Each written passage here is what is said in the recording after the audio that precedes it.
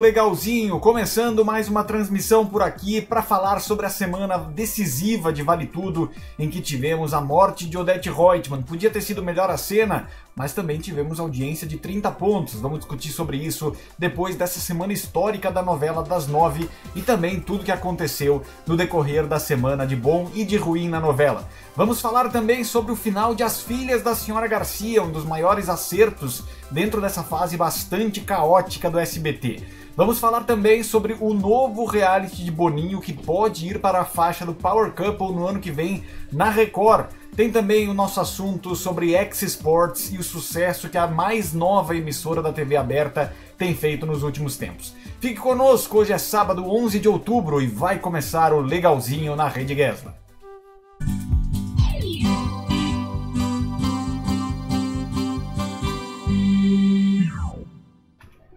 Olá, muito boa noite para você que se liga na Rede Gesla. Estamos chegando com o Legalzinho, o fantástico da Rede Gesla. Você que está chegando nesse momento, muito obrigado pela companhia. Você que está vendo no modo gravado também, obrigado pela companhia no nosso modo reprise.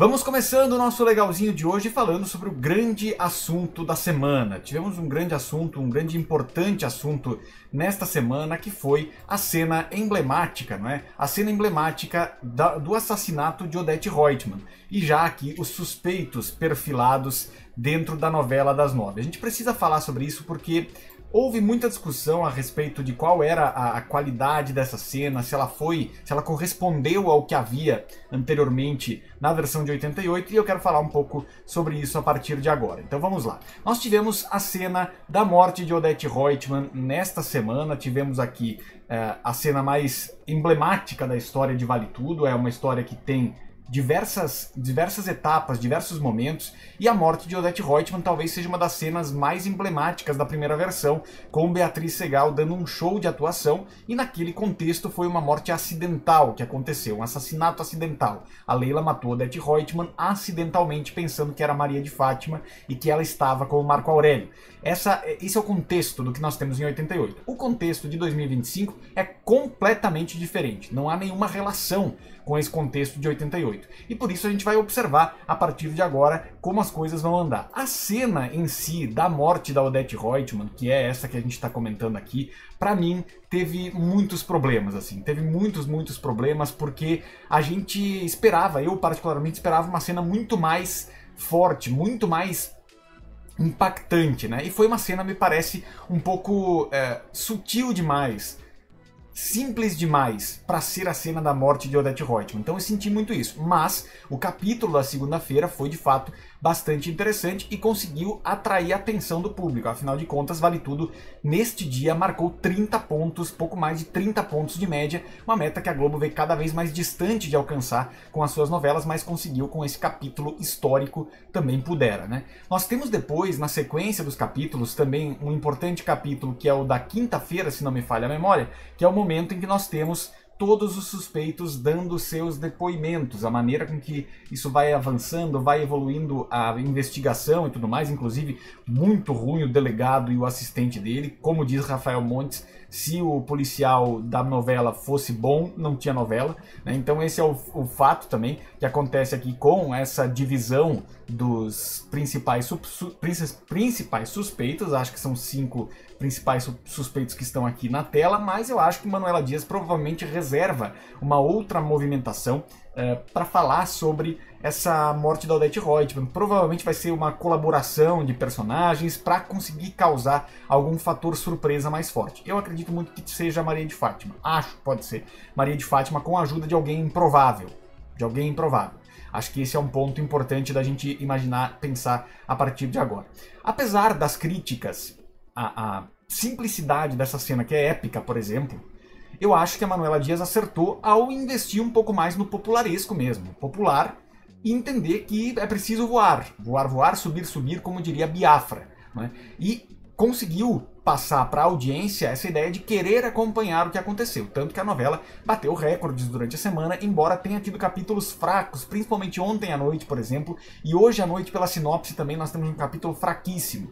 Mas na semana que vem nós teremos aí sim a reta final, a última semana de Vale Tudo, que cumpriu a sua missão, a gente tem que falar isso, cumpriu a sua missão de salvar o horário das 9, ao menos momentaneamente, diante de uma crise sem precedentes e que tinha a mania de você ali como um dos principais pontos de novela que não funcionou e que as pessoas não quiseram acompanhar, não entenderam, não gostaram. Tudo isso fortalece muito a missão que Vale Tudo tinha e conseguiu entregar de levantar os índices deste horário das 9h30 e principalmente fazer a Globo faturar e muito, afinal de contas, a cada 2 segundos tem um merchan.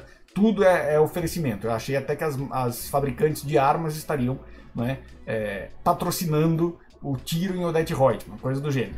Enfim, então nós temos nessa movimentação dessa semana um grande momento da novela. A novela cumpre o seu papel, mas eu já tenho uma enquete aqui também que você pode votar se a cena de Odete Roitman, da morte de Odete Roitman, impactou negativamente pelo que se esperava dela ou se ela conseguiu entregar aquilo que era necessário. Segue o legalzinho na nossa programação.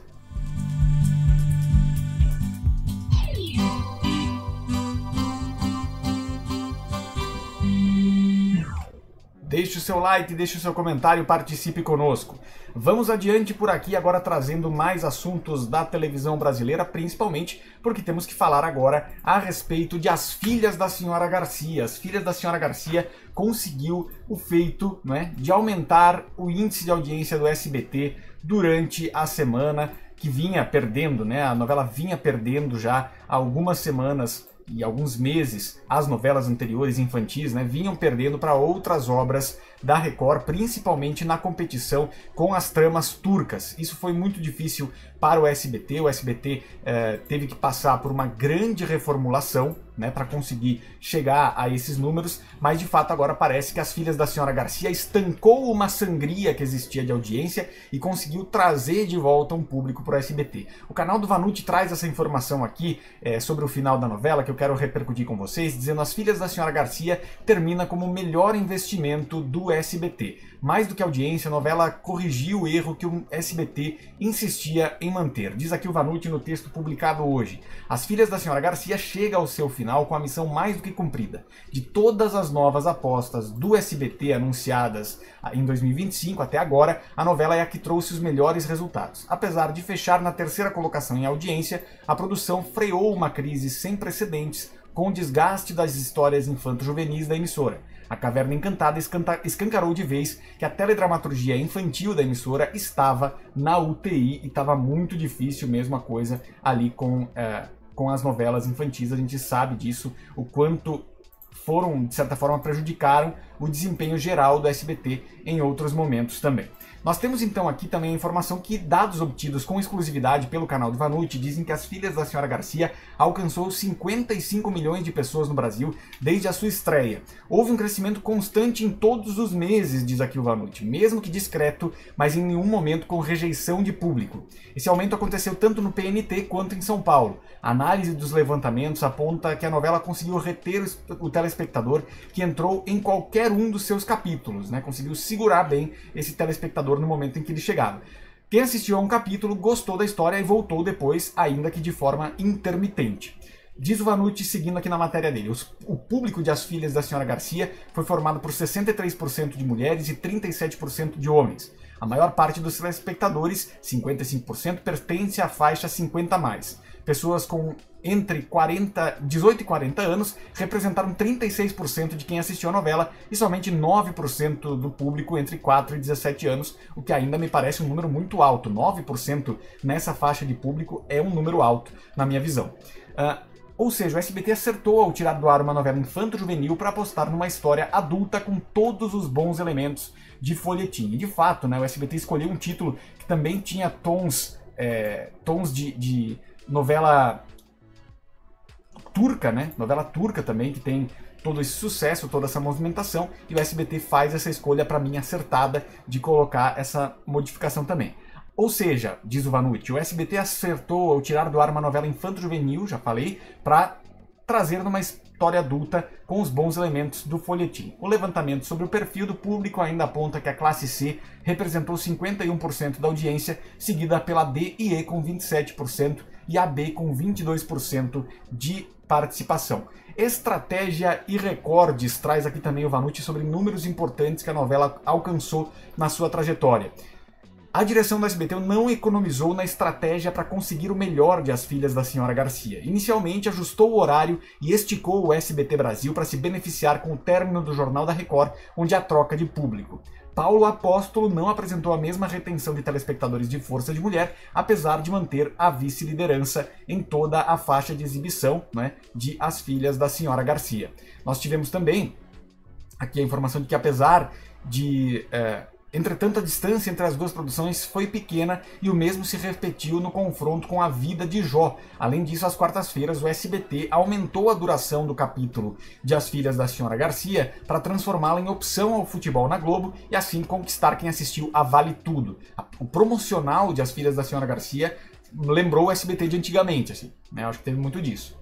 Como diz o Vanucci aqui, essa movimentação toda levou As Filhas da Senhora Garcia a conquistar 7 vezes a vice-liderança em São Paulo e uma no PNT. No dia 24 de setembro, a novela registrou seu recorde ao conquistar 5,1 de média no PNT. Estava dando 2,5 com A Caverna Encantada, 1,9. Já em São Paulo, o recorde foi alcançado em 1º de outubro com 6 de média.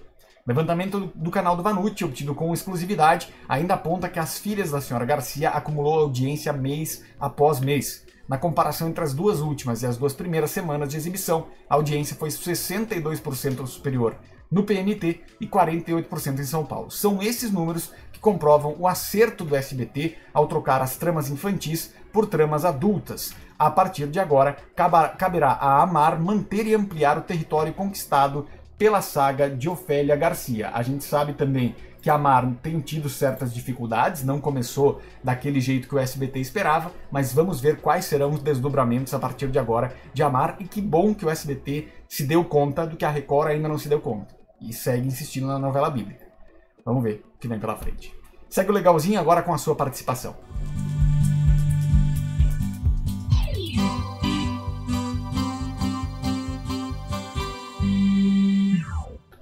Legalzinho 18h37, você que está chegando nesse momento, não economize, faça um favorzinho para titio Juju. Deixa o like, deixa o like, deixa o like, deixa o like, deixa o like, deixa o like, deixa o like, deixa o like, deixa o like, deixa o like. Apoie a Rede Gesla.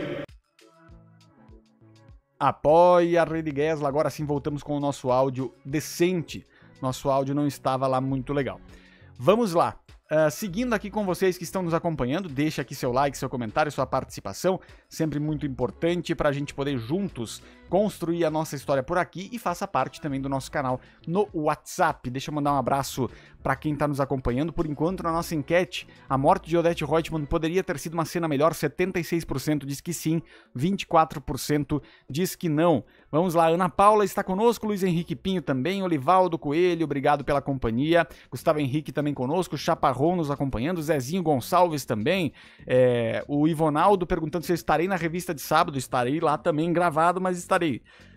Ivonaldo, clica no like, reta final de Vale Tudo está chata, texto sem pé nem cabeça, diz aqui o Lucas. O Ivonaldo, perdão, o Lucas dizendo aqui, falando sobre Raul Gil, Ivonaldo dizendo Amor e Intrigas, novela da Record de 2007, lembra melhor Vale Tudo. Não me lembro exatamente da história, mas me lembro da novela. Luiz Henrique Pinha, a versão original foi melhor, canal Esporte é Raça, não tem como reclamar de Vale Tudo, tá muito bem na reta final e não tem como reclamar, diz o canal Esporte é Raça. Maísa Bartalini também junto com a gente, obrigado pela companhia. O Lucas lembrando o saudoso Goulart de Andrade, né, o Vem Comigo. Quem mais? O Olivaldo perguntando sobre audiências. Hoje não falaremos sobre audiências, temos aqui o espaço do nosso Legalzinho, mas na próxima a gente traz. Aqui amanhã vamos acompanhar de perto. Hoje teve Norma dos Ventos no SBT, continuação da novela Caverna Encantada. Gustavo Henrique, você achou da cena da morte da Odete medíocre no geral? Eu acho que poderia ter sido melhor. A Débora Bloch salvou muito e conseguiu entregar muita coisa ali pra fazer a cena ser mais forte, mas podia ter sido bem melhor do que foi. Eu acredito muito nisso. Então é isso, minha gente. Seguindo aqui no nosso programa, vamos agora dando sequência ao Legalzinho na programação da Rede Gesla.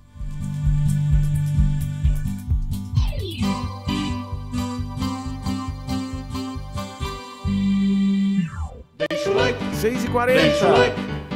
Deixe seu like, ajude a Rede Gesla, apoie a Rede Gesla por aqui. Vamos então agora seguindo com o nosso legalzinho nesse momento. Você que está vendo no modo gravado também, muito obrigado pela sua companhia, pelo seu prestígio. Quero falar sobre a audiência da X Sports. Aqui na tela, Zé Neto, um dos principais narradores, junto com Milton Leite, essa galera toda lá na X Sports. E nós temos que falar aqui, Pedro Oliveira à esquerda do seu vídeo, Zé Neto à direita. O canal alcançou o 4º lugar com o jogo da Libertadores Feminina no último domingo e cresceu mais de 100%. É impressionante os números, são impressionantes os números que a X Sports tem conseguido com tão pouco tempo de exibição, e me parece que cada vez mais a gente vai ver a X Sports dominando a programação, que muitas vezes eu vi um comentário essa semana aqui no canal que me chamou muito a atenção, que foi um comentário do tipo assim: não quero ficar vendo o jornal com um monte de desgraça, um monte de coisa acontecendo nesse sentido, tem a X Sports, coloco lá e tem sempre esporte passando. É uma escolha do telespectador, né? E, querendo ou não, é residual, mas é um residual de muita qualidade, de muita retenção e atenção, né? Então nós temos aqui a informação da X Sports no TV Pop, com informação do Jorge Cardoso. O canal X Sports, com programação 100% esportiva na TV aberta, alcançou um marco histórico no último domingo, 5 de outubro, ao alcançar o 4º lugar na média de audiência na Grande São Paulo. O resultado foi impulsionado pela transmissão da goleada do Corinthians por 11-0, sim, 11-0, sobre o Always Ready na Libertadores Feminina, e o fim de semana foi de forte crescimento para a emissora. Segundo dados da Cantar Ibope Mídia, a audiência diária do canal mais que dobrou em comparação com a semana anterior. O crescimento foi de 100% na sexta-feira, 108% no sábado e atingiu um pico de 140% no domingo. Estamos falando de números residuais, por isso esse crescimento pode chegar nesse volume. A partida do Corinthians pela Libertadores Feminina, assim como o triunfo da vitória de Guimarães sobre o Santa Clara pela Liga Portugal no sábado, estabeleceram um novo recorde para a audiência da X Sports. Cada um dos jogos alcançou a média de 0,6 na principal praça do mercado publicitário do país. A estratégia de expansão da X Sports também avança no ambiente digital. A emissora, que iniciou há poucos dias as transmissões dos jogos no seu canal do YouTube, já acumula 27 mil inscritos e 255 mil visualizações. Partidas de São Paulo e Corinthians pela Libertadores Feminina chegaram a reunir mais de 2 mil telespectadores simultâneos. O diretor comercial da X Sports, Thiago Garcia, comemorou os resultados, né? Os resultados refletem o esforço e o compromisso da X em democratizar o acesso ao esporte. Contamos com uma equipe talentosa, competente e apaixonada, além de um portfólio de competições de futebol internacional, né, e de uma forma geral, que desperta o interesse do público e vem fazendo nossa audiência crescer em ritmo acelerado. Nos próximos dias, o canal digital da X, no caso hoje, seguirá com a cobertura da Libertadores Feminina, tem 2 partidas acontecendo inclusive agora, nesse momento, e ampliará seu portfólio com a exibição de outros eventos internacionais. A grade da emissora contará com a Euroliga de basquete e a Champions League de handball, reforçando a aposta no crescimento multiplataforma de X Sports. Impressionante, eu acompanho muito, gosto muito do estilo da X, acho que é um canal que veio muito bem estruturado, espero que tenha um destino melhor do que a Loading, que é também dos mesmos donos da Calunga, né? Vamos ver o que vem pela frente aí nessa nova busca, né, pela TV aberta. Eu acho que a X Sports tem um espaço gigantesco e muito importante nesse momento. Segue o legalzinho na programação.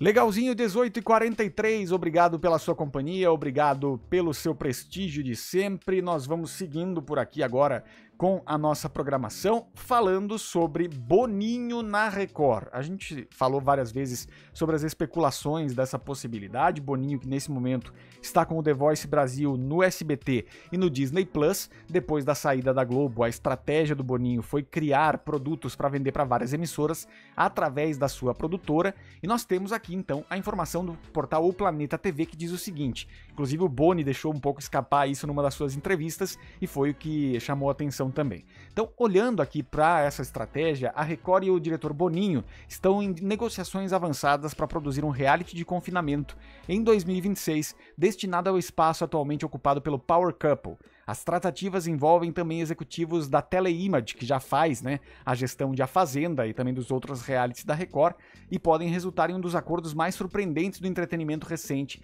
na TV brasileira. As discussões entre as partes ganharam força desde junho, quando Boninho visitou, ao lado de representantes da Record e da Teleimage, as instalações da Fazenda lá em Itapecerica da Serra, né, tanto para a Fazenda quanto Power Couple, quanto também para a Grande Conquista.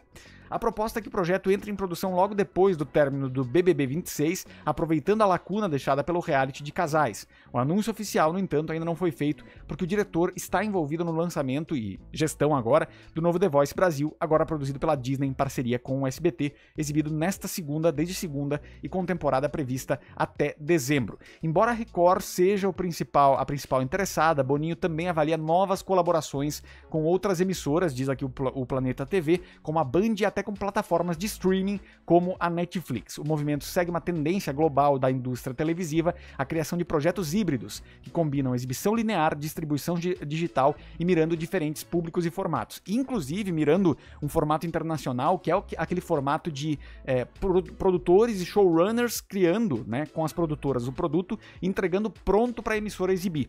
A emissora passa a ser só uma exibidora daquele conteúdo, mas toda a gestão e produção é com os executivos. Isso é uma coisa que no Brasil era muito difícil da gente ver. A Globo estabeleceu um controle muito forte sobre a sua própria produção, e isso, de fato, trouxe, né, variações a tudo que estava acontecendo, mas nós temos, nesse caso, um avanço para esse modelo internacional de gestão.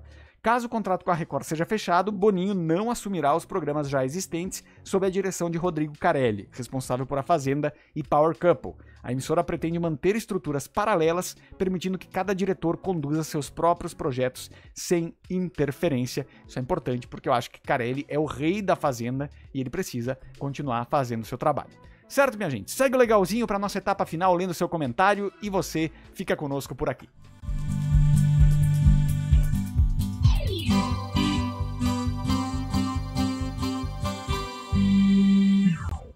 Muito bem, agora 18 horas 47 minutos para você que está assistindo a gente no modo gravado. Nós estamos aqui já no fim de noite de sábado, obrigado pela companhia e por assistir a gente também no modo gravado. Lembro a todos vocês que poderiam me fazer um favor, né? Deixa o like, deixa o like, deixa o like, deixa o like, deixa o like, deixa o like, deixa o like, deixa o like, deixa o like, deixa o like. Apoie a Rede Gesla. Este é o legalzinho fantástico da Rede Gesla.